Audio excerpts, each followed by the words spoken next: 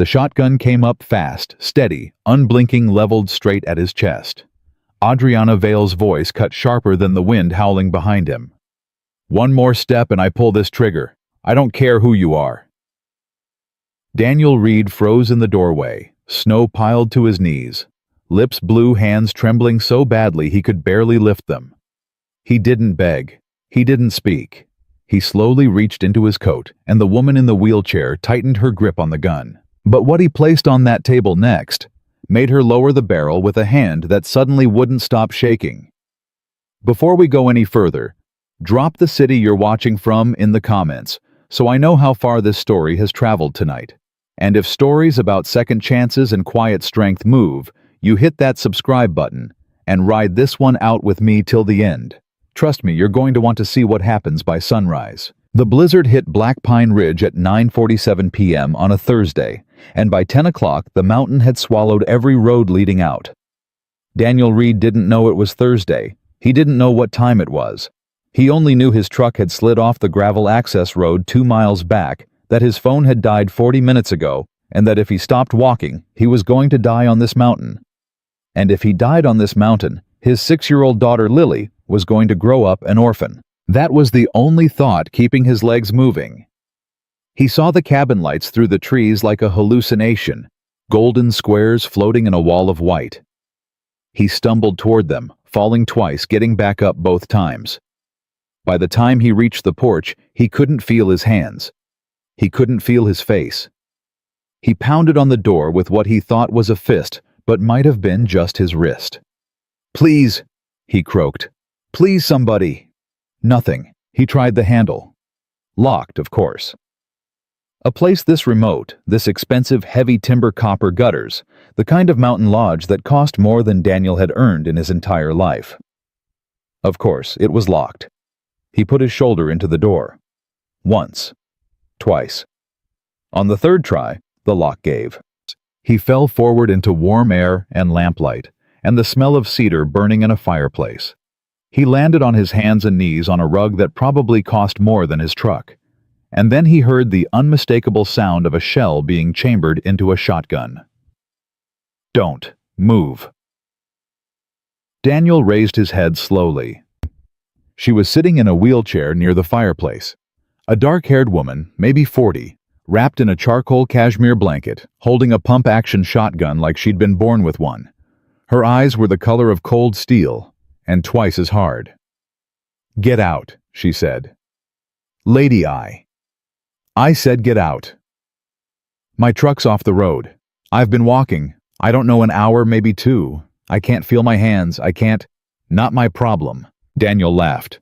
It came out as a wheeze, half frozen, half broken. "Ma'am, I will die. You understand that I step back outside, I'm dead by morning. Then I suggest you start walking now, while you've still got daylight in your bones." He stared at her. She stared back. "Mom." And here was the strange thing. There was no fear in her face. None. A man twice her size had just kicked her door in during a whiteout, and she was looking at him the way a banker looks at a column of numbers. Cold, calculating. Already 3 moves ahead. "What's your name?" she asked. "Daniel. Daniel Reed." "Daniel Reed, you have 10 seconds to give me a reason not to call the sheriff." Assuming I could call the sheriff, which I can't because the lines are down and the cell tower is out, which means I'm a woman alone in a cabin with an intruder and a 12 gauge. Do you understand the math of your situation? "Yes, ma'am." "Then start talking." Daniel's hands were shaking. Not from her, not from the gun, from the cold, finally letting go of him, the deep, body-quaking shudder of a man who had been minutes from dying and didn't know it yet. He reached slowly into the inside pocket of his Carhartt jacket. The shotgun came up another half-inch. "Easy." "I'm getting something out. Just something. Not a weapon." "Slow." Baz Oma. His fingers found the edge of laminated paper. He pulled it out, a small photograph creased and softened from 1,000 handlings, sealed in a cheap plastic sleeve to keep the rain off it. He set it down on the polished walnut coffee table between them. A little girl. Brown pigtails. A gap where her front tooth should have been. Holding a stuffed rabbit and grinning at the camera like she'd just been told the funniest joke in the world. "That's Lily," Daniel said, and his voice broke on the name. "She's 6. Her mom died 18 months ago. Cancer. I'm all she's got. If I don't make it home, there's nobody. There's no grandparents, no aunt, there's nobody. She goes into the system. So I am asking you, one human being to another, just let me sit by the fire until the storm breaks. I won't touch anything. I won't say a word. I'll sleep on the floor. I'll leave at first light. Please." The cabin was very quiet. The fire popped. Adriana Vale lowered the shotgun. She didn't lower it all the way, it rested across her lap. Now fingers still near the trigger, but the barrel was pointed at the floor. She looked at the photograph for a long moment. Then she looked at Daniel. "Sit down," she said. "By the fire. There's a blanket on the back of that chair. If you so much as look at me wrong, I will end you. Do you understand me, Mr. Reed?" "Yes, ma'am. And don't call me ma'am. My name is Adriana." He nodded, which was about all he could manage. He crawled, actually crawled. His legs weren't working yet, to the leather chair by the hearth. He pulled the wool blanket down around his shoulders.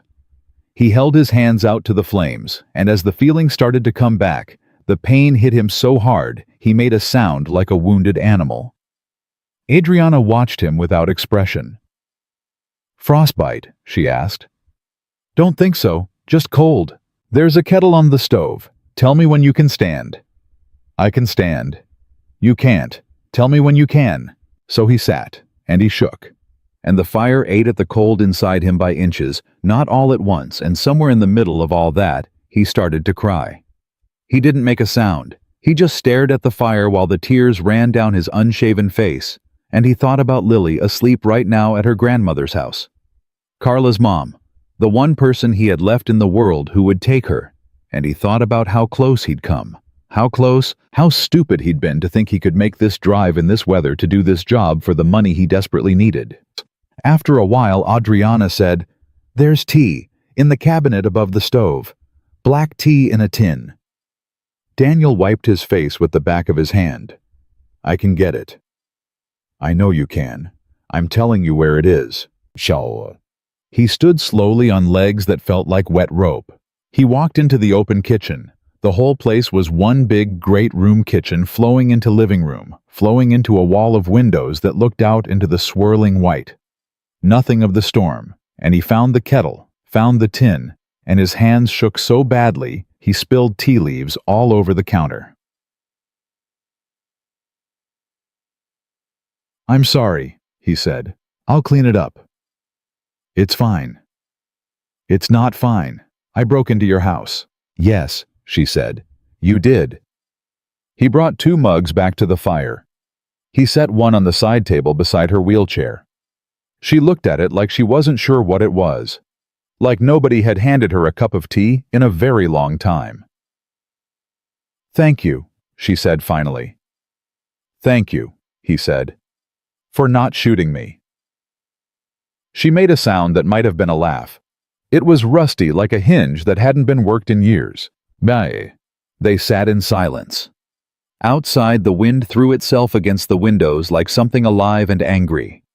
The fire snapped. Somewhere in the cabin, a clock was ticking. Daniel finally found his voice again. "Can I ask?" "No." "I didn't even." "You were going to ask about the chair. Everyone does. The answer is none of your business, Mr. Reed." "Okay." More silence. Then he said, "I was going to ask if you were here alone. That's all. I was going to ask if there was anyone else I should be worried about, anyone coming home, anyone I should explain myself to." Adriana's jaw tightened. She looked into the fire. "No," she said. "There's no one. It's just me." "Okay." "Just me. On a mountain. In a storm. With a shotgun and a stranger." She took a sip of her tea. "How's that for a Christmas card?" Daniel let out a small, surprised breath of laughter. "Well, Could be worse. Could it? Sure, the stranger could be a worse stranger. She looked at him for a long moment over the rim of her mug. Something shifted in her face, not warmth exactly, but the absence of one layer of ice. What do you do, Daniel Reed, when you're not breaking into people's homes? I fix things. Fix things. Fix. Yeah, I'm a contractor. Handyman mostly. Plumbing, electrical, drywall, framing, roofing, anything that breaks, I fix it. I was driving up to Pinehurst Lodge tonight to look at a busted boiler. Owner said he'd pay me double if I came up tonight instead of waiting till Monday. I needed the money. How much money? $800. You almost died for $800. Yes, ma'am. Adriana. Yes, Adriana. She set her mug down. Why do you need $800 badly enough to drive up Black Pine in a storm? He hesitated. He didn't owe this woman anything. He'd just met her. He was a guest in her house, under the most unusual of circumstances, and he didn't have to tell her a single thing about his life. But she'd asked. And nobody had asked Daniel Reed about his life in a very long time. Lily's school, he said. It's a special school. She has a learning thing. Dyslexia, plus some processing stuff. The doctors keep adding letters to it. The public school wasn't working. She was getting bullied, coming home crying every day. So I moved her to this little private place that knows how to handle kids like her. They've been a godsend. But the tuition's killing me. I'm 2 months behind. They've been patient. The director's a good woman. But last week she pulled me aside and said, if I couldn't get current by the end of the month, they were going to have to let her go. And that would break my kid. After everything she's already lost, that would break her. Yay. He stopped. He hadn't meant to say all that. So $800, Adriana said quietly. $800 tonight. Another $1,200 I gotta scrape together by the 30th. I'll get it. I always get it. I gotta keep moving. She was quiet for a long time. Then she said, what was your wife's name? Carla. How long were you married? 9 years. And she's been gone. 18 months. Be 2 years in May. I'm sorry, Daniel. Yeah. He cleared his throat. Yeah, well, thank you. The fire crackled. My turn, he said. Can I ask you something? You can ask. I might not answer. Fair enough. He turned the mug in his hands. What's a woman like you doing up here alone in a storm on a Thursday night? Place like this, you got money. You got resources. You got people. Where are your people, Adriana? Her face did something complicated. A flicker of something, anger maybe, or grief, or just exhaustion so deep it had its own weather system.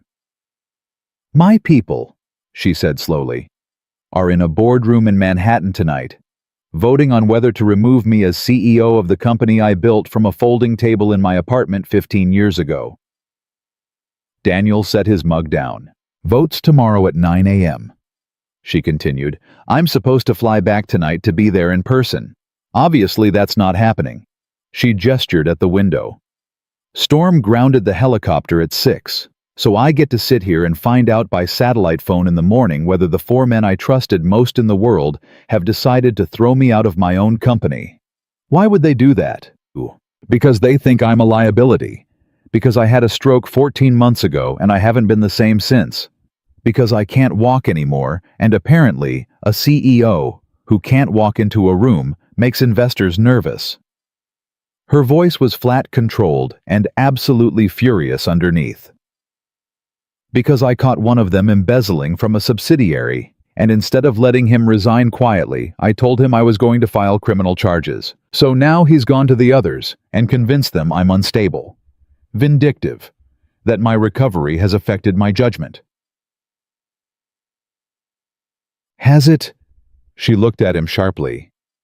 Has it affected your judgment? Daniel said. You're the one who'd know. Nobody had asked her that. In 14 months of doctors and physical therapists and lawyers and board members and so-called friends, not a single human being had simply asked her, Do you think you're still good at your job? No, she said. It has not. Then they're wrong. It's not that simple. Maybe not.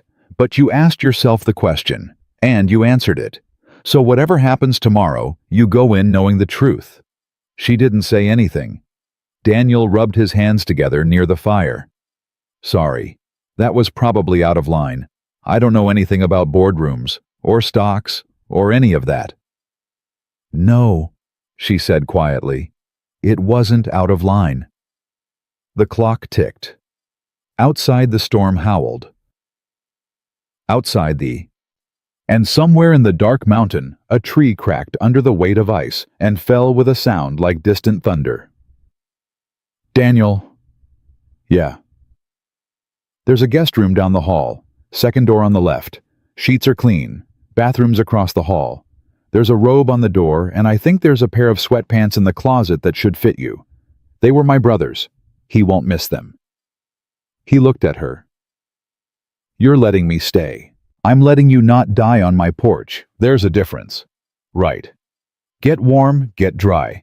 We'll figure out the rest in the morning. He stood. He picked up the mugs. He carried them to the kitchen and rinsed them out and set them on the drying rack because his mother had raised him right and because he didn't know what else to do with his hands. When he came back, Adriana was looking at the photograph on the coffee table. The one of Lily. She has your eyes, she said. She has her mother's everything else. He stood there for a second, awkward, not sure how to leave the room. Adriana. Yes. Thank you. I mean it. You didn't have to do this. She didn't look up from the photograph. Good night, Daniel. Good night. He walked down the hallway. He found the guest room. He stood under a hot shower for 15 minutes, and when he got out, his skin was finally pink instead of gray. He pulled on the borrowed sweatpants and an old Henley he found folded on a shelf, and he sat on the edge of the bed and stared at his shaking hands. He was alive. His daughter was going to see him again. And down the hall in the great room with the fire still burning, a woman he had never met, who had every right to put a hole in his chest, was sitting alone in the firelight, holding a photograph of a 6-year-old girl she had never seen, and trying very hard not to feel anything at all. She was failing. She set the photograph down. She rolled her chair closer to the fire. She picked up her satellite phone, looked at it, set it back down. "Damn you, Daniel Reed," she whispered to the empty room. And outside, the storm kept coming. Daniel didn't sleep. He lay in the dark of the guest room, on a mattress that was probably the most expensive thing he'd ever lain on in his life, and he stared at the ceiling and listened to the wind try to peel the roof off the cabin. Every time he closed his eyes, he saw the road. The headlights swallowed by white, the tires losing the gravel, the slow, sickening slide toward the edge of a drop he couldn't see the bottom of. He'd kept driving anyway. That was the part that ate at him now. Not the storm. Not the accident. The fact that he'd looked at the weather report at 3 o'clock that afternoon, and he'd seen the warnings, and he'd thought, I'll just push through. I'll make it before it gets bad. For $800, for a tuition bill, for a little girl who was already missing one parent.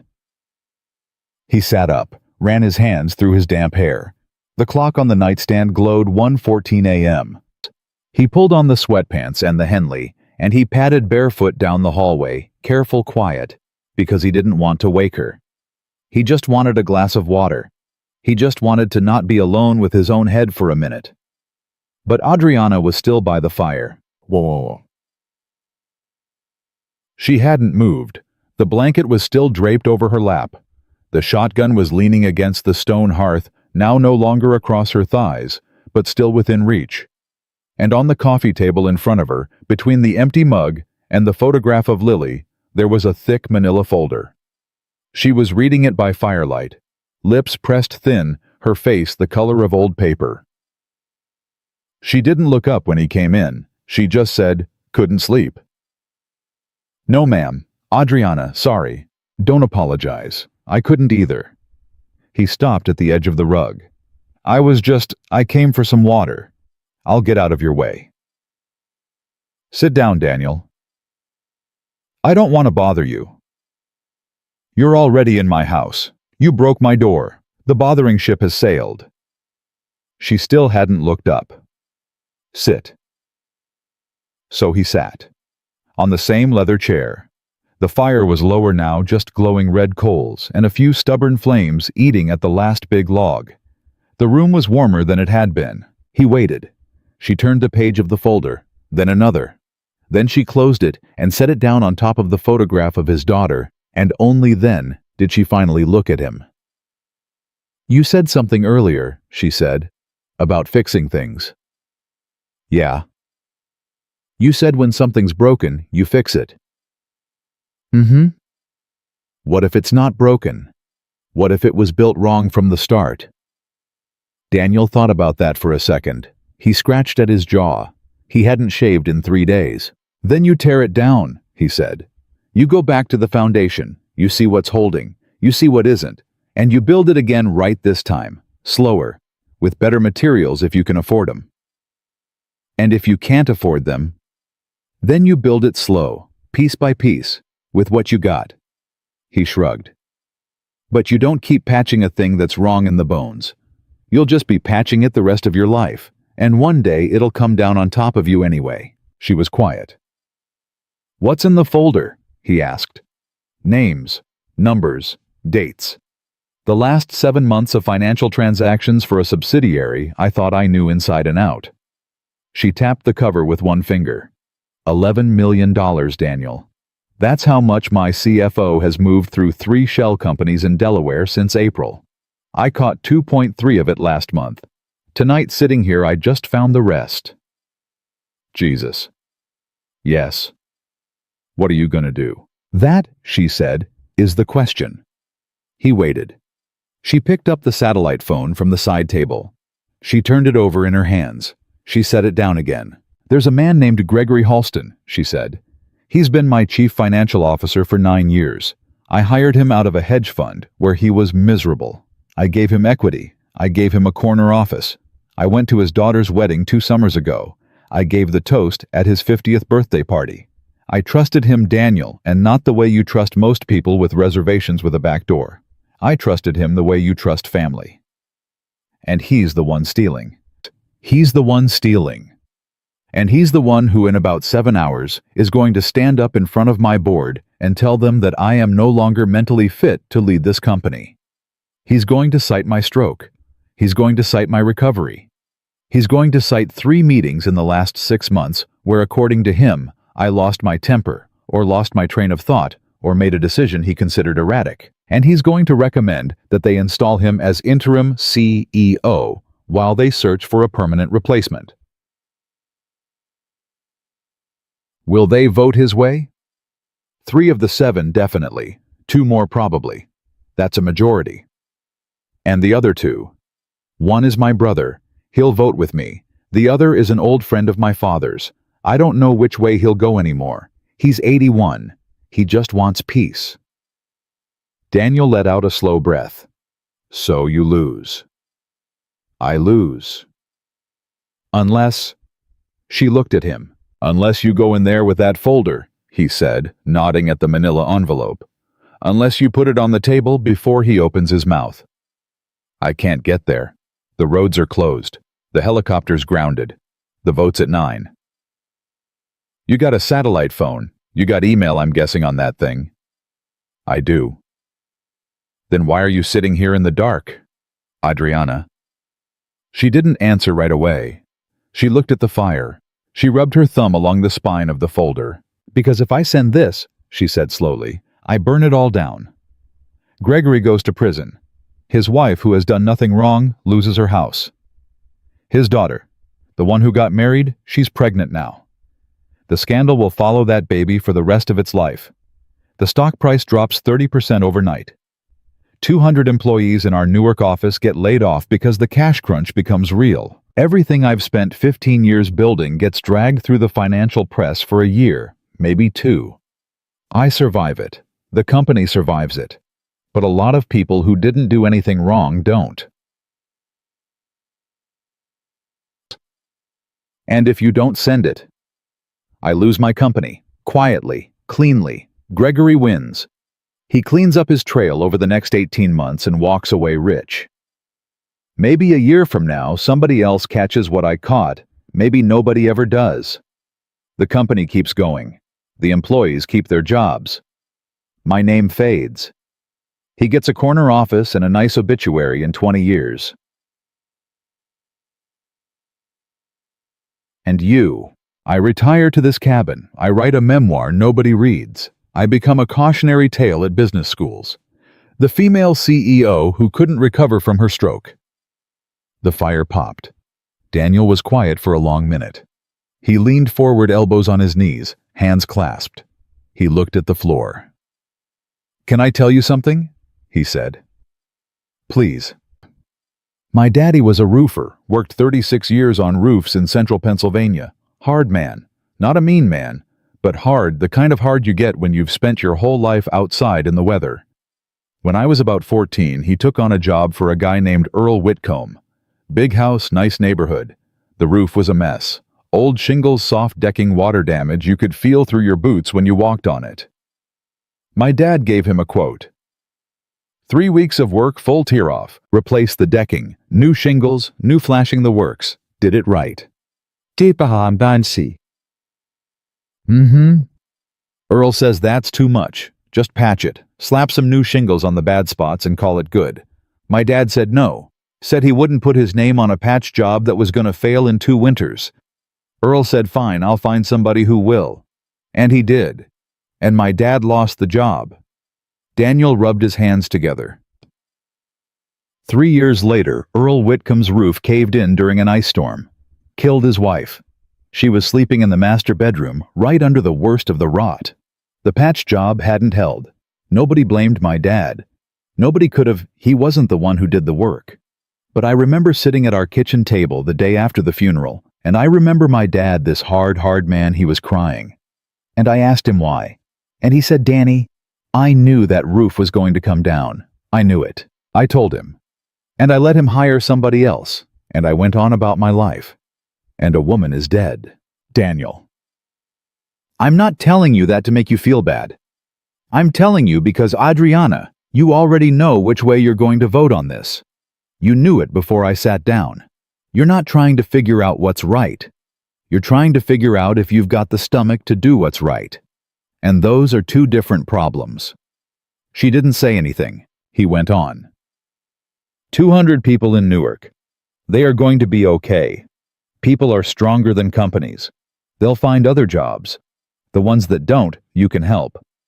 You said you built this thing from a folding table. You've got 15 years of contacts. Make some calls. Take care of your people on the way down. That's what good captains do. That's what you'd do anyway, because I've been sitting across from you for 4 hours now, and I can already tell that's who you are. You don't know me. I know enough. Daniel. His daughter. The pregnant one. She'll hate her father for a few years. Then she'll have her baby. And one day that baby's gonna ask Grandpa why he doesn't come around, and Grandpa will have to look that kid in the eye. That's not your problem. That's Gregory's problem. He made it the day he stuck his hand in the till. You don't owe him the cover-up because his family's nice. She closed her eyes. Yeah. And the company name in the financial press for a year, Adriana, who cares? You'll come out the other side of it as the woman who blew the whistle on her own CFO. That's a hell of a story. That's a good story. People trust companies that clean their own house. They don't trust companies that get cleaned by somebody else. The fire was almost out now. Just embers and one stubborn flame. She opened her eyes. You missed your calling, Mr. Reed. You should have been a lawyer. Lawyers cost a lot of money. Fixing roofs feeds my kid. She laughed. A real laugh this time, short and a little broken, but real. Why are you helping me? She said. I almost shot you. I was rude to you. I told you to get out into a blizzard. And here you are 3 hours later, talking me through the worst decision of my professional life, like you're my consigliere. Because you asked me a question earlier, and nobody asks me questions. What question? You asked me if I was okay. She didn't remember asking it. She'd asked it almost in passing when he'd come back from the bathroom with red eyes and shaking hands. Are you okay? The way you'd ask anyone, the way she'd asked 1,000 assistants and 1,000 strangers in her life.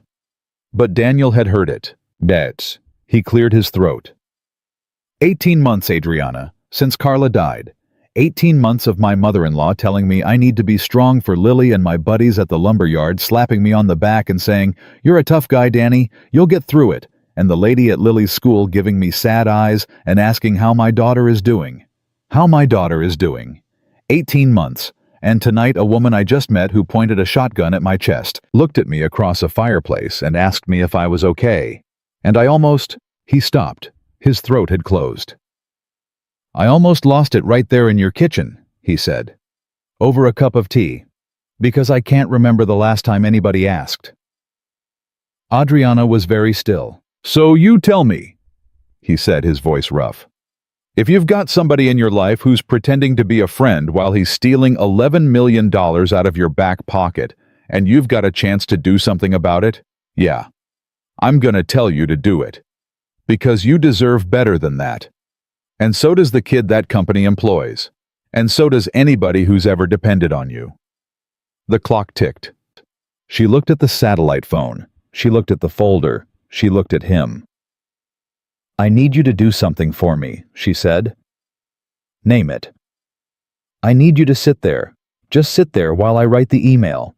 Don't say anything. Don't move. Just sit there so I know I'm not alone in this room when I press send. I can do that. She rolled her chair to the small writing desk by the window. She opened the laptop. The screen lit her face blue. He watched her type, not fast, but steady. Her left hand worked a little slower than her right. He noticed it now, the small lag, the way she'd pause and let the hand catch up. She didn't apologize for it. She didn't acknowledge it. She just typed. He sat in his chair and didn't say a word. She wrote for 20 minutes. She attached the folder-scanned pages. He realized she'd been scanning them all night before he came in. She copied her brother. She copied the chairman of the board. She copied the head of the audit committee. And then at the very last second, she copied the FBI white-collar crime division contact she'd dealt with on a fraud case 3 years earlier. She read it once. Twice. She looked at him over the top of the laptop. This is the part where you tell me I can still walk it back, she said, if you've got cold feet about your own advice. I don't. Last chance, Daniel Reed. Send it. She sent it. She closed the laptop. She put both hands flat on the desk and let out a breath that seemed to come from somewhere underneath her bones. Her shoulders came down half an inch. Her jaw unclenched for the first time since he'd walked through the door. Well, she said. Well, that's done. It's done.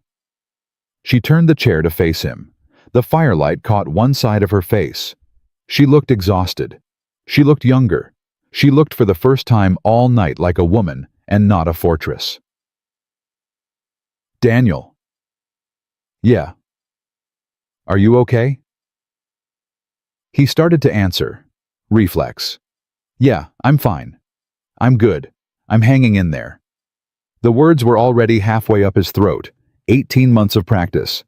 18 months of armor. He swallowed them back down. No, he said.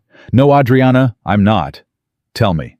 I almost died on that road tonight. I knew the storm was bad, and I drove into it anyway because $800 felt like the difference between Lily keeping her school and losing it. And I sat in my truck after it slid, and I thought for about 30 seconds, I thought, well, this is it. This is how it ends.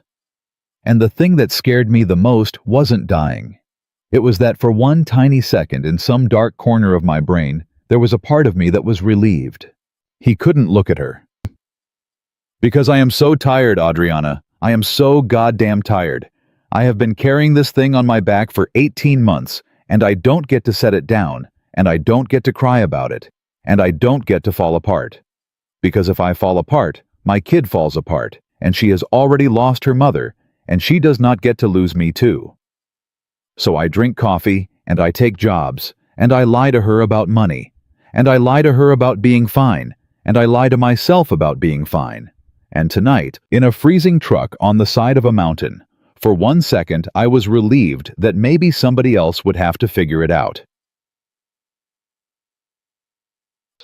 He pressed the heels of his hands against his eyes. And I climbed out of that truck and I started walking because Lily. Because I am her dad, and there is no version of this where I quit.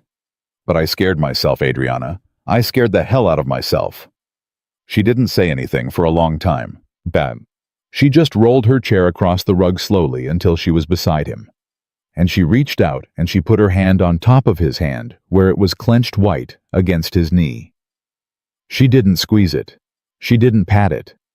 She just rested her hand on top of his like an anchor, and she let it sit there. "You're not relieved," she said quietly. "You're exhausted. Those aren't the same thing." He nodded. He couldn't speak. "And you're not alone tonight." He nodded again. The fire burned down to nothing. Outside, the wind began very faintly to die. The clock on the mantel said 2:47. Neither one of them moved for a long time. Finally she said, "There's a couch, right there, closer to the fire. Why don't you lie down? I'll put another log on. You don't have to go all the way back to that guest room." "What about you?" "I'll sit here. I won't sleep tonight anyway. Vote's in 6 hours. I want to be awake when the world starts coming apart." "Adriana." "Whatever happens at 9 o'clock, you did the right thing." "I know. And whatever happens at 9 o'clock, I'm going to be sitting right here, if you want." She looked at him. "I want," she said. He stretched out on the couch. She rolled to the fireplace, added a log with hands that worked carefully and with practice, and rolled back. She picked up the photograph of Lily from the coffee table and held it in her lap. The flames caught the new log. The room glowed orange. And somewhere far below them, in a city neither of them was in tonight, an email was sitting in 7 inboxes waiting for morning. Daniel slept for maybe 2 hours. It wasn't real sleep. It was the kind of half-conscious drift a man falls into when his body has finally given up arguing with him, when the cold has been chased out of his bones, and the exhaustion has won. He floated in and out, aware of the fire, aware of the ticking clock, aware of the woman in the wheelchair on the other side of the room who had not closed her eyes once. The first ringtone came at 5:42 a.m. Adriana picked up on the second ring. Her voice was quiet, but Daniel was awake instantly, sitting up, blanket falling off his shoulders. "Yes." A pause. "Yes, Marcus, I sent it. About 3 hours ago. I assume you've read it." A longer pause. I'm aware. Marcus, listen to me. Listen, I didn't have a choice. I either send it tonight, or I sit there at 9 o'clock and let him bury me with my own board. Which would you have done?" Daniel kept very still. No, I don't want you to call him. Don't tip him off. The FBI contact is going to reach out at 7. I want him in that boardroom at 9, smiling, ready to give his speech. I want him to find out the same way the rest of them find out, with cameras outside the building. She listened. "Marcus, I love you. You're my brother and I love you. But if you go soft on me right now, I'm going to lose my mind. I need you in that room. I need you with me. I need you to hold the line until I can get there." Another pause. "How? I don't know how. The roads are still closed. Helicopter pilot won't fly until after sunrise, and even then it depends on the wind. Best case, I'm landing at LaGuardia at noon. Worst case, I'm not landing at all." She was quiet a long time listening. Okay. Then you do it. You stand up. You read the email out loud. You put the documents on the table, and you tell them their CEO is on a mountain in a snowstorm, and she sends her regards. And then you watch his face. I want you to watch his face, Marcus. I want you to remember it for me." She hung up. She set the phone down with both hands like it was heavier than it should have been. "Marcus, Daniel said. My brother. He's with you. He's terrified, but he's with me. She let out a long breath. He just spent the night being woken up by frantic phone calls. Halston called him 3 times. 2 of the other directors called him. Apparently the email landed and the wheels came off about 20 minutes after. Good. He says my chairman has been in a screaming match with the head of the audit committee for the last hour. He says the FBI has already requested a meeting at 7. He says Halston doesn't know yet he's flying in from his house in Connecticut. He's in the car and nobody's answering his calls. He's gonna walk into that boardroom blind. He's going to walk into that boardroom and find out he is not the lead actor in his own story. Daniel almost smiled. You sound like a different woman than the one I met at 10 o'clock last night, he said. I feel like a different woman. I don't know if that's good or bad yet. It's good, Mando. She looked at him. The firelight was lower now.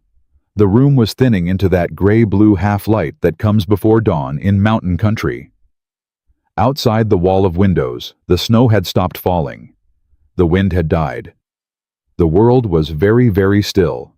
The deep stillness that only happens when a storm has finally exhausted itself.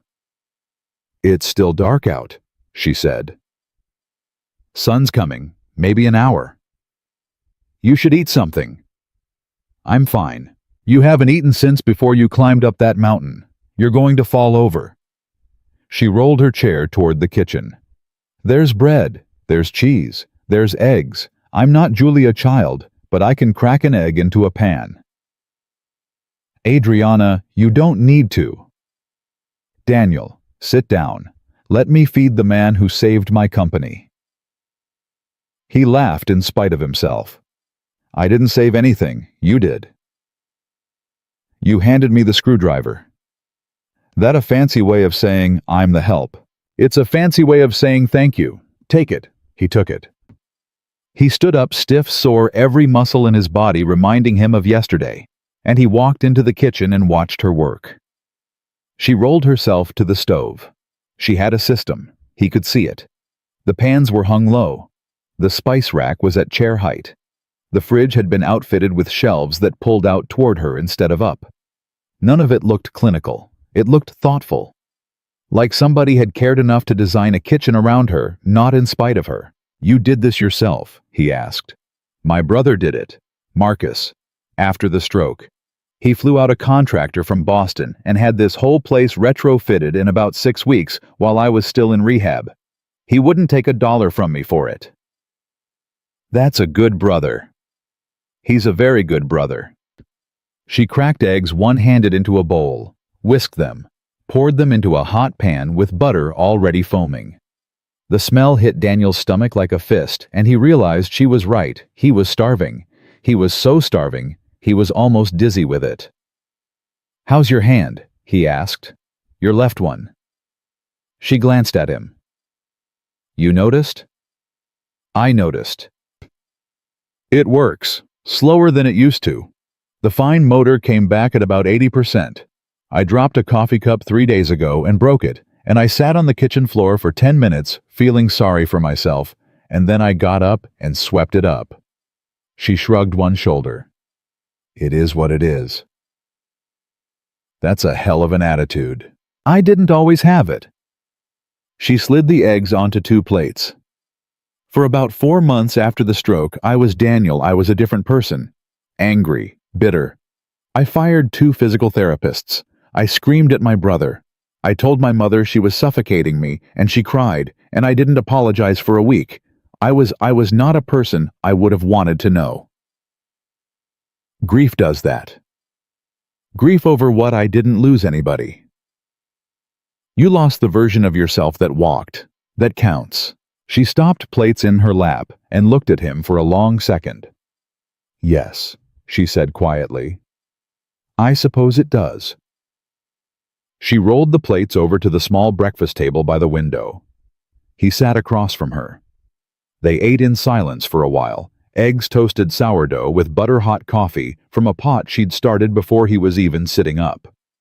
The sky outside was starting to turn the faintest possible pink at the edges. What time is it? He asked. 6:20. Votes in less than 3 hours.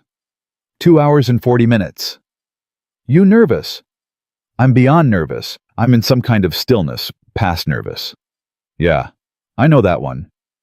She looked up at him. Tell me about your wife. He set his fork down. Adriana. You don't have to. I know I don't have any right to ask. You talked about Lily. You said her name 3 times last night and you smiled every time. You said Carla's name once, and you didn't smile. He picked the fork up, set it down again. Carla was... He stopped. He started again. Carla was the loudest person I ever met, which is funny because she wasn't a big woman. 5'2", maybe 110 pounds. But she walked into a room, and the room knew it. She laughed like a horse. She cried at long-distance commercials. She made friends with everybody, the lady at the post office, the kid at the gas station, the homeless guy outside the Wawa. She remembered all their names. She remembered their kids' names. She sounds like a force. She was. She was a hell of a force, and she got sick in October of... God, was it 2022? October 2022. Lily had just turned 4. Carla found a lump. It was already stage 3 by the time she got somebody to take it seriously. She fought for 14 months. I'd never seen anything like it. I never want to see anything like it again. I'm sorry, Daniel. Yeah, me too. He drank his coffee. The thing that nobody tells you, he said, is that after they're gone, you don't get to just be sad. You don't get to fall apart. You got a kid. The kid's looking at you like, what now? Dad, what do we do now? And you don't know. You don't know what you're doing. You're 41 years old, and you've never made macaroni and cheese for a 4-year-old who is screaming because the noodles are wrong. They're not the right shape. Mommy made them in a different shape, and now Mommy is gone, and the noodles are wrong, and the whole world is wrong. He stopped. Sorry. Don't be. I don't talk about her. Hardly ever. I figured. Carla's mom, Lily's grandma. She's the closest thing I got to family right now, and she's a good woman, but she's drowning too. She lost her only daughter. She comes over, and she watches Lily sometimes, but it's hard for her because Lily looks just like Carla did at that age. She looks just like her. I look at my daughter, and I see my wife, and it's beautiful. And it kills me a little bit every day at the same time. Biche. Adriana didn't say anything. She just listened. She had learned somewhere in her life that there are moments when the kindest thing you can do is shut up. He went on. Lily's the bravest person I know. She's 6. She lost her mother, and she still wakes up every morning, and she gets dressed, and she goes to school, and she comes home, and she does her homework. She still laughs. She still asks me to dance with her in the kitchen. She still draws pictures of all 3 of us, me, her, Carla. And she puts Carla up in the sky with wings, because that's where she thinks she is now. And every time I see one of those drawings, I have to go to the bathroom and run the water so she can't hear me. His voice cracked. He kept going anyway. And I'm sitting here eating eggs in your kitchen on a mountain, and I keep thinking she's gonna wake up in about an hour. She's at her grandma's. She's gonna wake up and ask where I am. And Grandma's gonna tell her I'm fine, Daddy got stuck in the storm, Daddy will be home soon. And Lily's gonna nod. Because she's 6, and she still trusts adults to tell her the truth. But somewhere in her chest, Adriana, somewhere in her little chest, there's gonna be this flutter of fear. Because the last person who didn't come home, didn't come home. And I did that to her last night. I did that to my kid for $800. Daniel, I'm okay. I'm okay. You're not okay. No, I'm not. He laughed wet, scrubbing at his face. I'm a mess. I'm sitting at a stranger's breakfast table at 6 in the morning crying into her eggs. I'm a real prize, Adriana. You're a man who almost died last night, and you're a man who hasn't let himself feel anything in 18 months. And it's all coming up at once. That's not a mess. That's a thaw. He stared at her. That's a thaw, he repeated. Yes, that's a good word for it. I have a few good words. He laughed again. Smaller. Realer. I'm gonna call her, he said. When the cell tower comes back. I'm gonna call my mother-in-law, and I'm gonna talk to Lily, and I'm gonna tell her I love her, and I'm gonna tell her I'm coming home today, and that I'm sorry I scared her. That's a good plan. Heh. And then I'm gonna get her out of school early, and I'm gonna take her to that diner on Route 11. She likes the one with the milkshakes, and I'm gonna tell her about her mom. I haven't done that. Not really.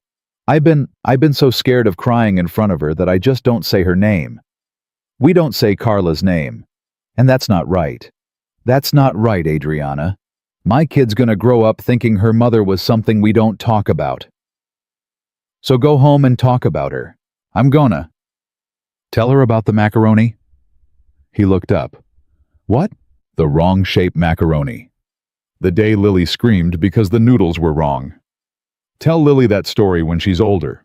Tell her how hard it was. Tell her how you didn't know what you were doing. Tell her that you tried anyway. Adriana's voice was very steady. Daniel, the worst gift you can give that little girl is the version of you that has it all together. Because that's not real, and one day she's gonna find out, and she's gonna feel like she failed you when she can't be that herself. Give her the real one. Give her the dad who cried over the noodles. That's the dad she'll love forever. He couldn't speak. He just sat there. And eventually he reached across the small table, and he put his hand over hers, the left hand the slower one, and he held it. Not romantic. Not anything close to it. The way you hold the hand of somebody who has just said the truest thing anybody has said to you in a very long time. She let him. The phone rang again at 6:58. She let go of his hand and picked up. Yes? She listened. He's where... She listened more. Her face went through 4 expressions in about 10 seconds. The last one was something close to a smile. Tell him I'll see him in court. No, actually don't tell him anything. Don't speak to him. Marcus, do not speak to that man. Do you hear me? Hand the phone to security. Have them escort him out of the building. She listened. Yes. Yes. I know. Yes, Marcus. I know. Just keep me on the line. Don't hang up. Walk to the boardroom. I want to be in your pocket for the rest of this. She set the phone down on the table screen, up speaker off. She looked at Daniel. Halston walked into the lobby 15 minutes ago, she said. Marcus was waiting for him. 2 FBI agents were in the conference room next door. Marcus walked him through the door. The agents stood up. Halston tried to leave. Security blocked the elevator. They've got him in a room right now. He's screaming for his lawyer. Jesus. Doe. And the rest of the board has been in the boardroom for 40 minutes. Marcus told them everything, walked them through the documents page by page. 3 of the directors have already publicly said they're voting against Halston's removal motion. She let out a shaky laugh. Daniel, I think I'm going to win this. I think I've already won this. You won it last night, at the desk, when you hit send. Yeah, she said. Yeah, I did. She put both hands flat on the table. She closed her eyes. A single tear rolled down her cheek. She didn't wipe it away. Adriana. I'm okay. You're not. No, she said, eyes still closed. I'm not, but it's a good not okay. It's the kind I've been needing for a long time. He nodded. Daniel. Yeah. My helicopter pilot just texted. The wind's down. He can be here at 9. He'll have me on the ground in Manhattan by 12:30. You're going. I'm going. I have to be in that building by tonight. There are statements to make, employees to talk to. I have to be the face of this thing now. If I'm not, somebody else will be, and they'll get it wrong. Yeah, you gotta go. He can drop you on the way. There's a small airfield about 30 miles south of here. Your truck is... I'm assuming your truck is not coming back from wherever it slid off the road. Probably not. I'll have someone drive you home from the airfield. Whatever rental, Whatever car you need. Adriana. Don't argue with me. You broke my door. The least I can do is get you home to your daughter. He laughed. Okay, he said. Okay, thank you. She opened her eyes. And Daniel. Yeah. After today, after the dust settles, after I do the 1,000 things I have to do, is it okay if I call you? He looked at her. I'd like that, he said. I'd like that a lot. She nodded once. The sun came up over the eastern ridge at 7:14. The light hit the snow and turned the whole valley pink and gold and silver, and inside the cabin, two people who had never met before yesterday sat across from each other at a small breakfast table, and they finished their coffee, and they did not say anything else for a while. They didn't need to. The helicopter came in at 9 on the dot. Daniel heard it before he saw it. The low thudding pulse of the rotors echoing off the ridges getting louder until it was the only sound in the world. He was standing on the porch in a borrowed parka, 3 sizes too big for him, holding a duffel bag Adriana had pressed into his hands 10 minutes earlier, with instructions not to open it until he got home. What's in it? He'd asked. None of your business. Adriana. It's not money, Daniel. Relax. I wasn't gonna. Yes, you were. I could see your face. The answer is no. It's not money. I am not insulting you. Now stop asking me what's in the bag and get on the helicopter. So, he stopped asking. The pilot was a wiry man in his 50s, gray stubble sunglasses, already on at 9 in the morning. He hopped down, shook Adriana's hand, gave Daniel a look that said, I have a lot of questions, but I am paid not to ask them, and started loading her wheelchair into the back compartment. Adriana had a small overnight bag and a leather briefcase. Inside the briefcase was every page of the documents that were about to end Gregory Halston's career and probably his marriage. She held it on her lap like it was made of glass.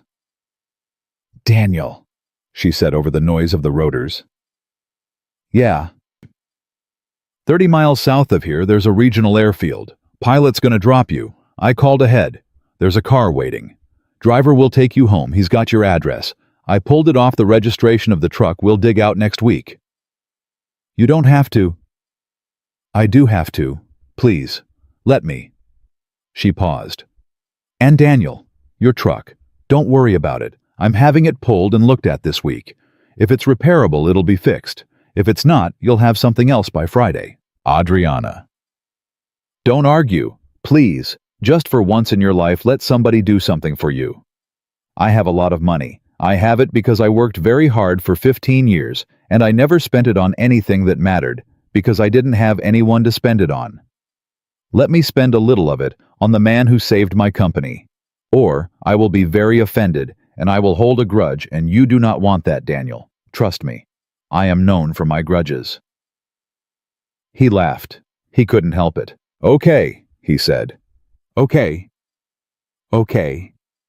She held out her right hand. Not for a shake, for a hold. He took it. Her grip was stronger than it had been last night and steadier. The thaw had moved into her too. You're gonna be all right, he said. I know. That woman in there, the one going to Manhattan, that's the right woman for the job. They picked the right one 15 years ago, and they're picking the right one today. Daniel.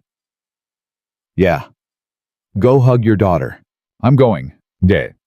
The pilot helped her into the cockpit. Daniel climbed into the back. The door slid shut. The rotors picked up speed and the cabin behind them, the broken front door still hanging crooked on its hinges. The fire long burned out. The 2 empty coffee mugs still sitting on the breakfast table.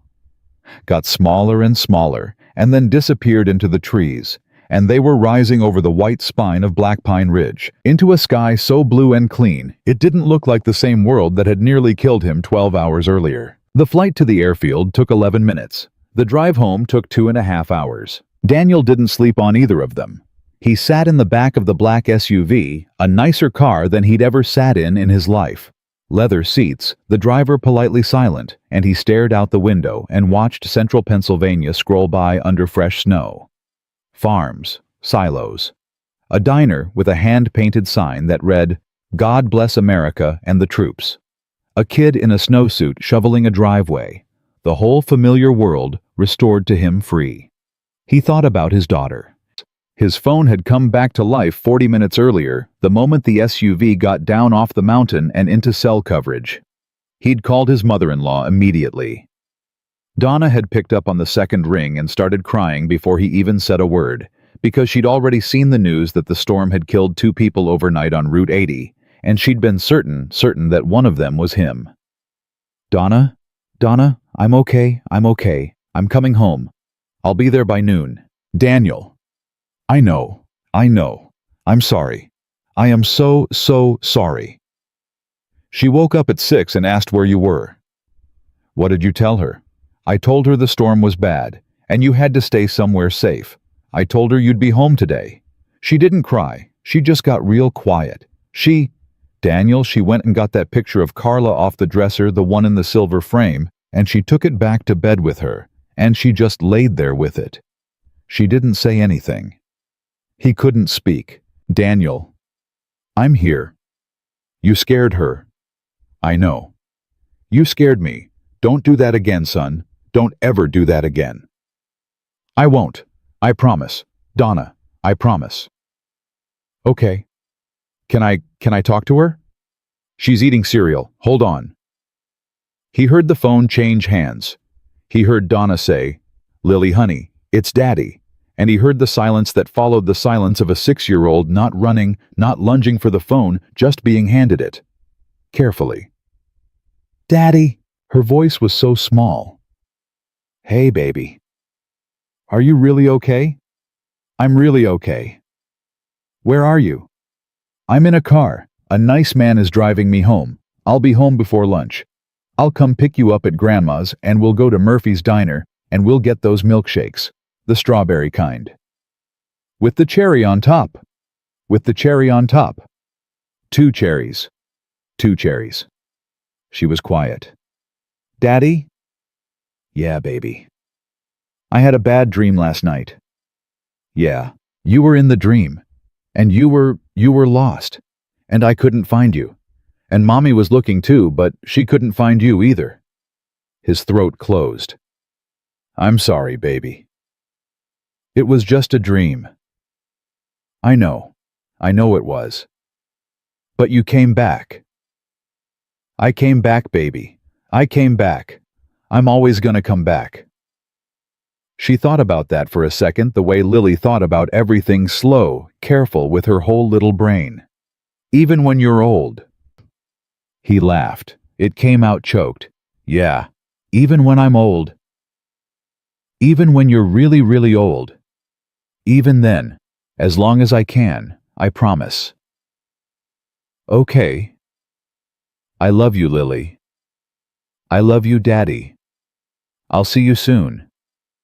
Okay. She handed the phone back to her grandmother and Donna got back on, and Donna said, "Get home safe," in a voice that was trying not to break, and Daniel said, "I will," and he hung up. And then he sat in the back of that SUV and he cried. He cried like he hadn't cried in 18 months. He cried with his face turned to the window so the driver couldn't see him in the mirror, except the driver could absolutely see him in the mirror, because they were the only 2 human beings in that car, and Daniel was making the kind of sounds that don't hide. After about 10 minutes, the driver, a black man in his 60s, Daniel had noticed his name was Ruben on the paperwork, quietly slid a box of tissues over the center console without saying anything. Daniel took one. He nodded at the rear view. Thank you. Yes, sir. Sorry. No need. Long night. I figured. That was the whole conversation.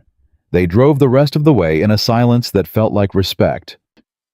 Ruben pulled up in front of Donna's little blue house at 11:47 a.m. There was a snowman in the front yard that had been there since the storm, before this one half collapsed with one button eye hanging off. The driveway had been shoveled. There was a wreath on the door from Christmas that Donna kept up through January because Lily liked it. Lily was waiting at the front window. She saw the SUV. She didn't move. She just stood there, both hands flat on the glass, watching. Daniel got out of the car.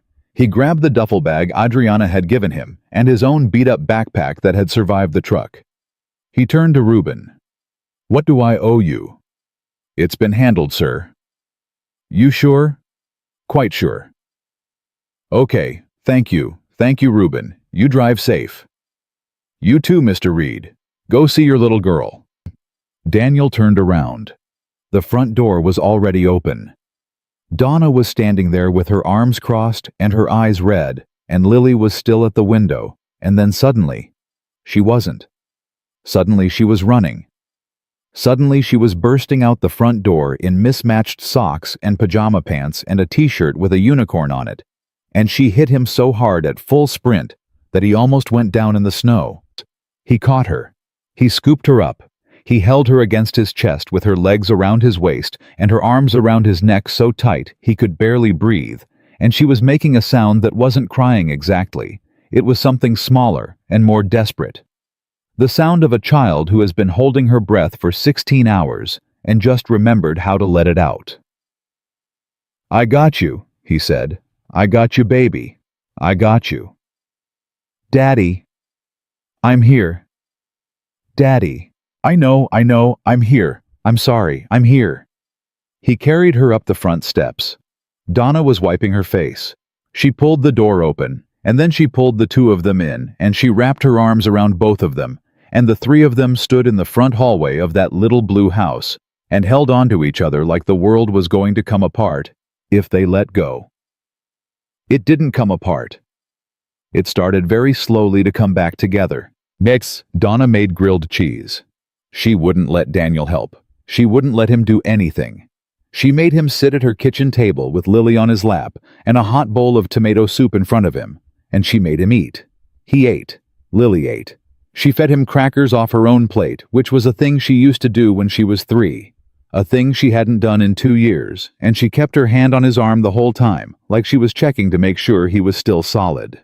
Donna made coffee. She sat down with them. "You scared me, son." "I know, Donna. I lost my daughter. I cannot lose you too. Do you understand me?" "I understand." "That child cannot lose another parent. Do you understand me?" "Yes, ma'am." "Then no more $800 drives in blizzards, Daniel. I don't care if it's 8,000. We will figure it out. There is always another way. You hear me?" "Yes, ma'am."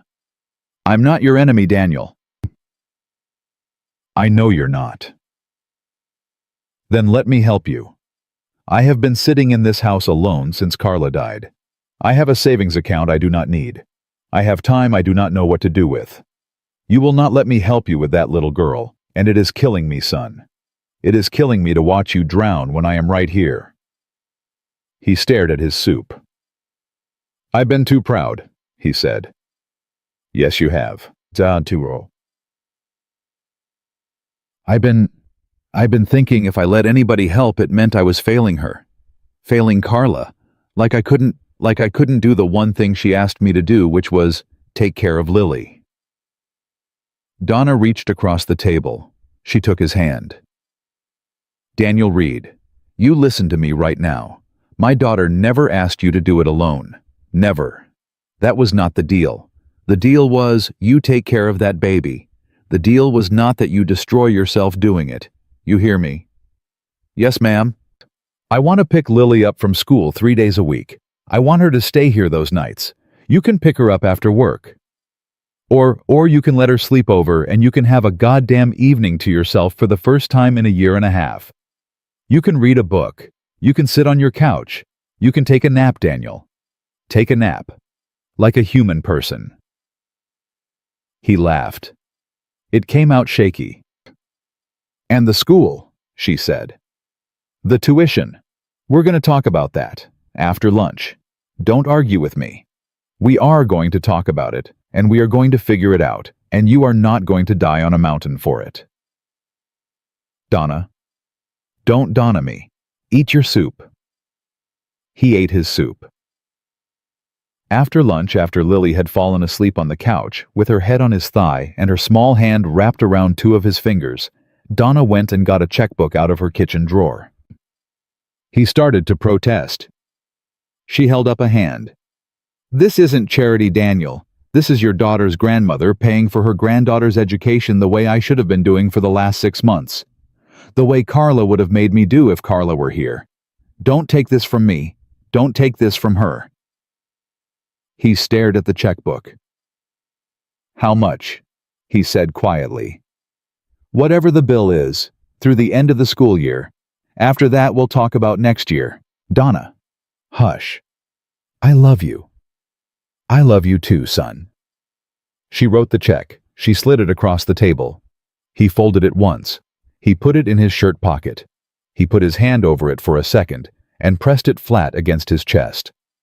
And then he leaned down and kissed Lily's forehead, and her little hand tightened around his fingers in her sleep, and he felt something inside him that had been clenched for 18 months, finally, slowly start to let go. He remembered the duffel bag. It was sitting by the front door where Reuben had set it down. He carried it carefully into Donna's living room, set it on the coffee table, and unzipped it. Inside on top was a thick, cream-colored envelope with his name written across it in handwriting he was already learning to recognize. He set the envelope aside. Below it were 3 things neatly folded. The first was a small wrapped box, a tag in the same handwriting for Lily, from a friend on a mountain. The second was a brown leather tool bag, a real one, the kind that costs more than $200, buttersoft, with a brass plate stitched into the side. The plate was engraved, D. Reed, Fixer of Things. The third was the photograph. Lily's photograph. The one of her with the gap-toothed grin and the stuffed rabbit in its cheap plastic sleeve. Adriana had framed it. A simple silver frame. Nothing fancy, just clean and good and solid. He hadn't even noticed she'd kept it. He'd left it on her coffee table by accident last night when he'd gotten up to go to bed. She must have framed it somehow before the helicopter came. She must have had a frame in the cabin, or pulled one off a shelf and emptied it for this. He picked up the envelope. He opened it. The note was short. "Daniel, some things I wanted you to have. The tool bag is for the next time you fix something for somebody. The gift is for Lily. Open it with her, not without her. The photograph is because every fixer of things deserves a picture of what he's fixing for on a shelf where he can see it. The fourth thing, the envelope inside the envelope, is none of your business until you open it. Don't argue. You'll lose. Call me when you've slept, not before." A. He looked back into the duffel bag. There was indeed a second envelope, smaller, white, sealed. He opened it. It was a check. It was made out to Lily's school. It was for the entire balance of the year's tuition, plus the year after that, plus a third year paid in advance, paid in full, with a memo line that read simply, "Earl Whitcomb's roof." He sat down on Donna's couch. He sat down because his legs weren't working. Donna came in from the kitchen with a fresh cup of coffee. She saw his face. She set the coffee down. She came over to him. "Daniel." He couldn't speak. He just handed her the check. She read it. She read it again. She sat down next to him. "Who is this woman?" she whispered. "She's a friend," he said. "She's a friend I met last night." And on the couch beside him, Lily stirred in her sleep and tightened her grip on his fingers and didn't let go. Donna held the check for a long time. She didn't say anything. Daniel didn't say anything either. On the couch between them, Lily slept on one little hand still wrapped around two of his fingers, her cheek squashed against his thigh, her breath slow and even and warm. Finally, Donna set the check down on the coffee table. "Daniel." "Yeah." "I am going to need you to start at the beginning." So he did. He told her about the truck, the road, the lights through the trees, the locked door, the shoulder 3 times. He told her about the shotgun. He told her about the photograph of Lily on the coffee table. He told her about the woman in the wheelchair who had decided against all reason not to put a hole through him. He told her about the email, about the brother in Manhattan, about the CFO walking into a lobby at 6:45 and walking out in handcuffs by 7. He told her about the eggs and the coffee and the question, "Are you okay?" and the answer that had come pouring out of him like a dam breaking. Kaye. He told her everything except one thing. He didn't tell her about the moment Adriana had put her hand on his hand and said, "You're not alone tonight." He kept that one. He didn't know yet what it was. He wasn't ready to put it into words. When he finished, Donna sat very still. "Daniel," she said. "Yeah. That woman saved your life." "I know." "And then she paid for your daughter's school." "I know. For 3 years." "I know, Donna. And bought you a tool bag." He laughed. "Wet. And bought me a tool bag." Donna shook her head slowly. "There is a God, Daniel. There is a God, and He sent you up that mountain, and He sent you through that door, and He put that woman on the other side of it. Don't you tell me different. Don't you ever tell me different." "I won't." "You call her tonight." "She told me to sleep first." "Then sleep. Then call her. You hear me? You don't let a woman like that sit in a Manhattan office wondering if you're alive. You hear me, Daniel Reed?" "I hear you." "Now go upstairs. Take the guest room. Sleep. Lily's fine here. I'll watch her till you come back down. Go on." He went upstairs. He slept for 9 hours. He didn't dream. When he came down, it was almost 10 o'clock at night, and Donna had Lily bathed and in clean pajamas, and reading a chapter book on the couch, sounding out the hard words. Lily looked up when he came down the stairs. She broke into a grin so big it pushed her cheeks up into her eyes. "Daddy." "Hey, baby." "I waited up." "I see that. Grandma let me." "She did? Did she?" Donna lifted both her hands. "Don't look at me. She negotiated." "Of course she did. She gets that from her mother." Lily climbed off the couch. She climbed up onto Daniel's lap on the armchair. She produced from somewhere God only knew where she'd been hiding it the small wrapped box. The one with the tag that read "For Lily." From a friend on a mountain. "Grandma said I had to wait for you." She was right. "Can I open it now?" "You can open it now." She tore the paper off. Inside was a small jewelry box. Inside the jewelry box, on a velvet cushion, was a tiny silver charm in the shape of a key. On the back, engraved in letters so small Daniel had to squint to read them, for the girl whose photo opened a door. Lily held it up. "It's a key." "It's a key." "What's it open?" Daniel looked at it for a long moment. "Anything you want, baby," he said. "Anything you want." She liked that answer. She didn't ask any more questions. She just clutched the little silver key in her fist and pressed it against her heart the way 6-year-olds do when they don't have words for what something means, but they know it means something. He put her to bed at Donna's an hour later. She wanted to stay. He let her. He kissed her forehead. He stood in the doorway of the spare bedroom for a long minute, watching her breathe, watching the silver key on its little chain catch the glow of the nightlight. He went downstairs. Donna handed him his phone. "Call her." "It's 11 at night." "She'll be awake, trust me.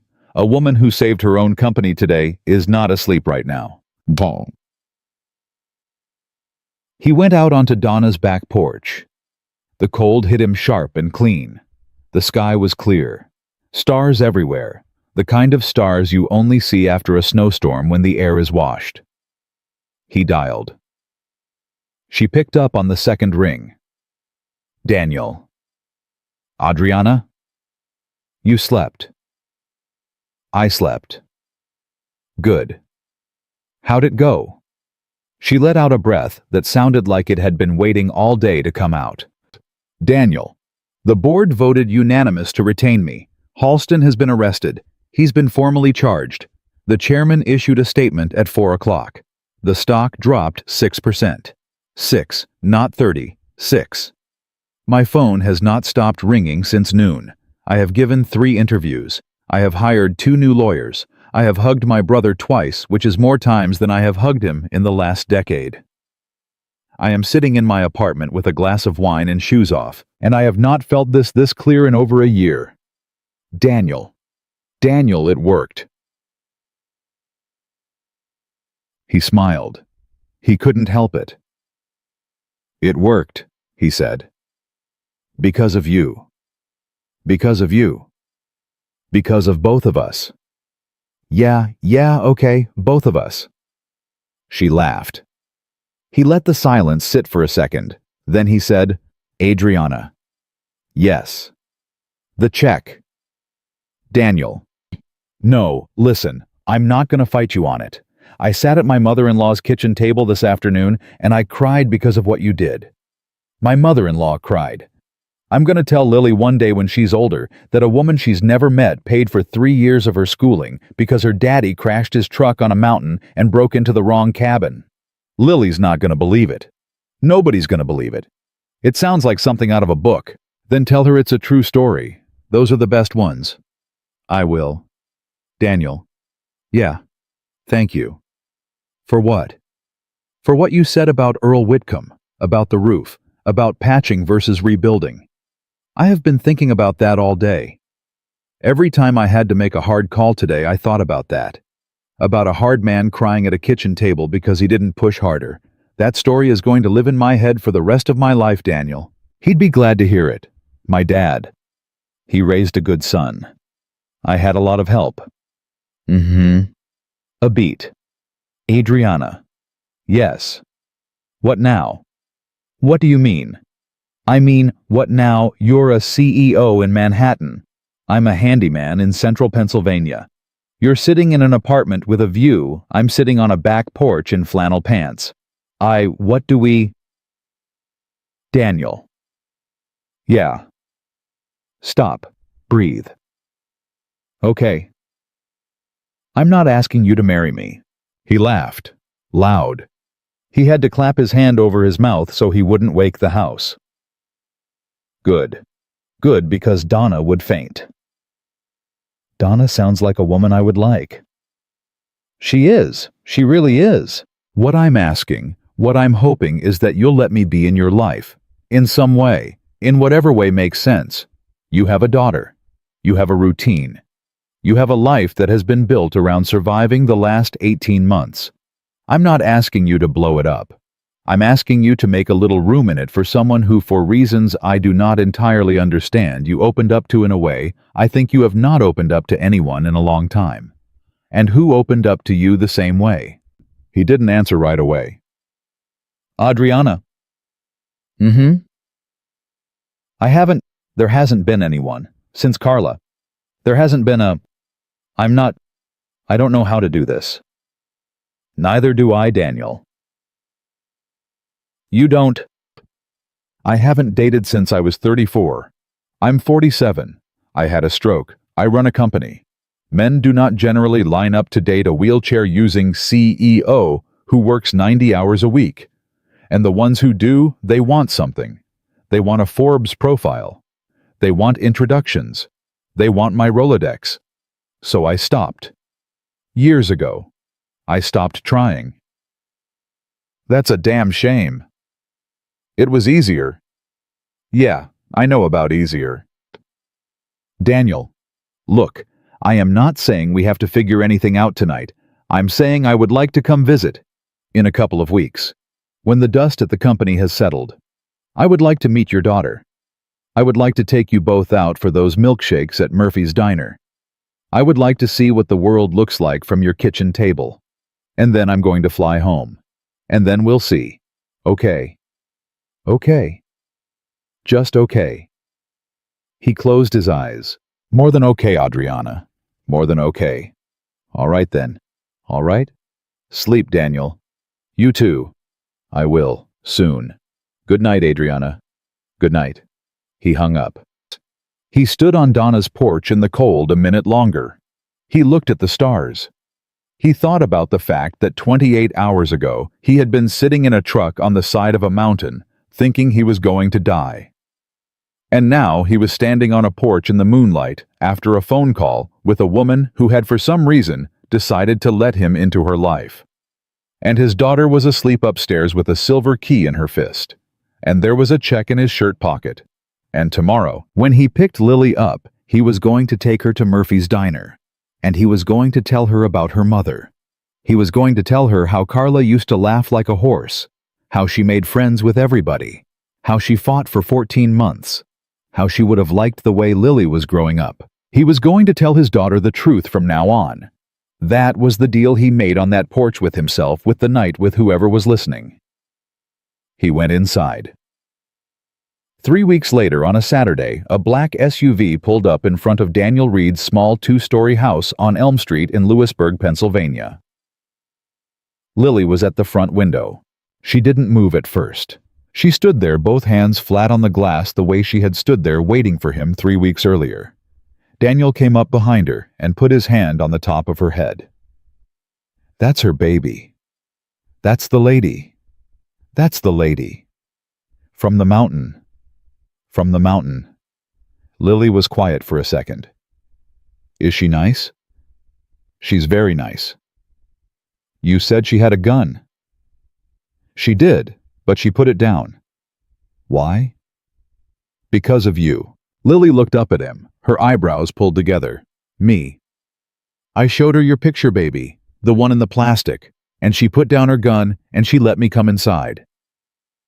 Lily thought about that. He could see her processing it the way she processed everything slowly, carefully, like she was turning a small object in her hands, looking at every side. That's because I'm cute, she said finally. He laughed. That is exactly why. Daddy. Yeah. Can she walk? No, baby. How come? She got really sick a while back and her body doesn't move the way it used to, so she uses a chair with wheels on it to get around. It's a really nice chair. Will she let me push it? You ask her nice, I bet she will. Okay. The SUV door opened. The driver, Ruben again. Daniel had specifically requested him, came around to the back. The wheelchair came out first. Then Adriana lowering herself into it with a practiced motion, smoothing her wool coat over her lap, lifting her face to the cold afternoon sun. She saw Daniel through the window. She smiled. It was a smile he hadn't seen on her in the cabin. It was younger. It was warmer. It was the smile of a woman who was no longer carrying a shotgun across her lap. Daniel opened the front door. Adriana. Daniel. Come on in. It's freezing. She rolled up the small wooden ramp he had built himself the previous Tuesday. He'd built it the second she'd called and said, I'm flying out Saturday. He'd had it inspected by his old contractor friend on Wednesday. It was sturdy. It was wide. It had a non-slip surface. It was frankly the best ramp in central Pennsylvania. She rolled up it and she paused at the top and she looked at it. You built this. I built it. For me. For you. Daniel. Yeah. Are you trying to make me cry on your front porch? Maybe a little? I'm gonna remember this. She rolled inside. He shut the door behind her. Lily was standing in the middle of the living room, hands behind her back, in her nicest dress. Donna had put her in the green one with the white collar that morning, the one Carla had bought her 2 birthdays ago, and that she had only just grown into. Her hair had been brushed, her shoes had been wiped. The little silver key hung around her neck on its chain. Adriana rolled to a stop a respectful distance away. She didn't reach. She didn't lean. She didn't do any of the things adults do when they meet a child for the first time. She just looked at Lily and she smiled and she said very simply, Hello, Lily. I'm Adriana. Your dad has told me a lot about you. Lily stared at her. Then, Lily walked forward, slow, deliberate, the way she did everything that mattered, and she stopped right in front of the wheelchair, and she lifted the little silver key off her chest and held it out suspended on its chain so Adriana could see. "You sent me this." "I sent you that." "Daddy says it opens anything I want." "That's right." Lily considered her. "Daddy says you saved his life." Adriana's face did something complicated. "Your dad saved mine too," she said softly. "We saved each other. That's how it usually works." Lily nodded like this made perfect sense. Then she said, "Do you want to see my room?" "I would love to see your room." "Daddy made me a princess bed." "He did. It has a thing like a tent over the top." "A canopy." "Yeah, a canopy. He made it from wood, and he stapled fabric on it. It's pink." "It sounds magical." "It is." Lily took the handle of the wheelchair very carefully, the way her father had told her to ask first. But she didn't ask first. She just took it, and Adriana didn't say anything. She just let her. And she pushed Adriana down the hallway toward her bedroom, slowly talking the whole way, telling her about the canopy and the stuffed rabbit and the drawings on the walls and the picture of Mommy on the dresser, the one in the silver frame. "Daddy says we look at her every night before bed now. Daddy says we say goodnight to her. Do you want to say goodnight to Mommy with us? You don't have to, but you can if you want." Daniel stood in the living room. He listened to his daughter's voice receding down the hallway.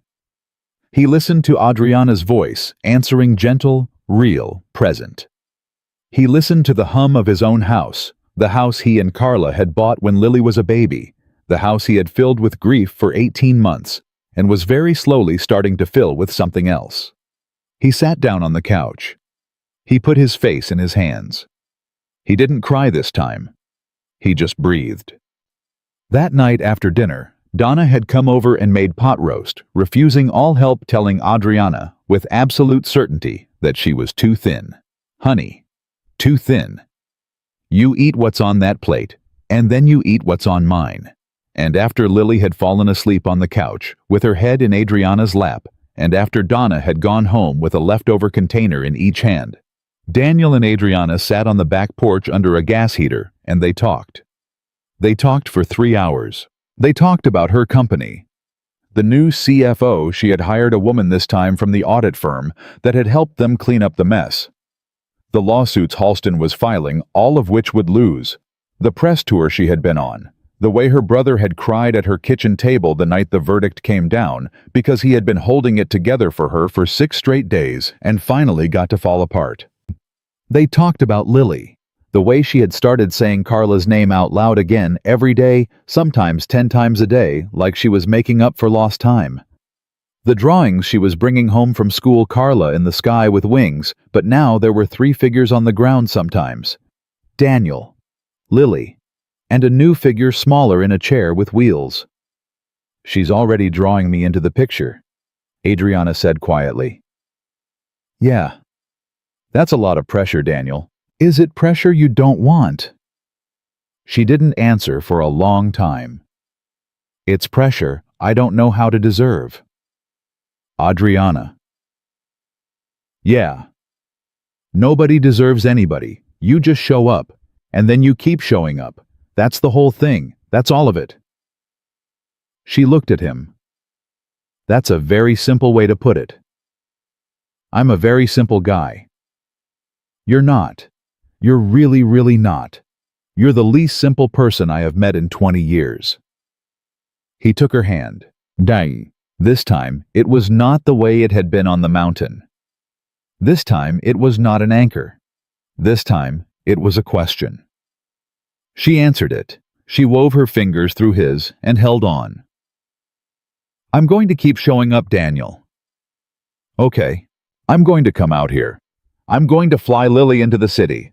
I'm going to send too many books, and you're going to tell me to stop, and I'm not going to stop. I'm going to be the kind of presence in that little girl's life that I never had, that I always wanted. And I am going to be in your life too, Daniel, in whatever shape that ends up taking. I don't know what it is yet. I don't think you do either. But I'm going to keep showing up, and you are going to keep showing up, and we're going to find out together, okay? Okay? Okay. They sat in silence for a while. Then he said, Adriana. Yes. Thank you for asking me. That night, at the cabin. Thank you for asking me if I was okay. Daniel. Yeah. Thank you for asking me back. He squeezed her hand. He didn't let go. A year later, on a Saturday in October, Lily Reed turned 7. There was a party at Donna's house. There were balloons in the front yard. There were 11 kids from her school and 3 of her cousins from Carla's side. There was a unicorn cake that Daniel had paid actual money for at a real bakery, instead of attempting himself for the first time in his fatherhood. There was Donna, in her element, refilling juice cups and refusing to sit down. There was Adriana. She was in the kitchen helping. She was wearing jeans, which she had not owned a year ago, and a soft sweater the color of wheat. She was setting out paper plates. She was telling a story to one of Lily's classmates about a helicopter ride. The little girl was listening with her mouth open. Lily came running through the kitchen at full speed and stopped at Adriana's chair. She had something behind her back. Adriana? Yes, my love. I made you something. You did. In school. We were supposed to make something for somebody we love. She brought the thing out from behind her back. It was a drawing. There were 4 figures. Carla in the sky with wings. Lily on the ground. Daniel on the ground next to her. And Adriana in her chair, with a big smile right beside Daniel, her hand in his. At the top of the drawing in shaky 7-year-old letters, Lily had written, My family. Adriana looked at it for a long time. Then she pulled Lily into her lap, and she held her, and she pressed her face into the top of the little girl's head, and she did not say anything for a long time because she could not. Daniel watched from the doorway. He did not cry this time either. He smiled, because he understood finally what had happened on that mountain a year ago. He understood that he had not broken into a stranger's cabin. He had broken into a life. And the woman who had pointed a shotgun at him had not been a stranger at all. She had been the person he had been walking toward for 18 months without knowing it. And she had been walking toward him too through her own storm, through her own years of quiet, through a board meeting that almost broke her, and a stroke that almost ended her. They had met in the middle. 2 people both carrying invisible weight, both standing inside a single question. Are you okay? And finally, willing to give the real answer. That was the night that had saved them both. Not because of romance, not because of rescue, but because for the first time in a very long time, each of them had looked across a fire at another human being and decided, I will not be alone tonight. And neither will you. That was the breakthrough. That was the whole thing. That was the story. And on a Saturday in October, in a little kitchen in Pennsylvania, surrounded by balloons and unicorn cake and a child's drawing of a family that had not existed a year before, Daniel Reed watched the woman who had once pointed a shotgun at his chest hold his daughter in her lap and weep with joy, and he knew as surely as he had ever known anything in his life that some doors are meant to be broken down, some storms are meant to be walked through, and some questions, the simple ones, the quiet ones, the ones that change everything, are meant to be asked. Sometimes the person who saves your life is the one who lowers the gun. Sometimes the person who saves your life is the one who hands you the photograph. And sometimes the person who saves your life is simply the one who looks at you across a dying fire and asks, Are you okay? And waits in the silence for the truth. That night, the truth came. And it never left.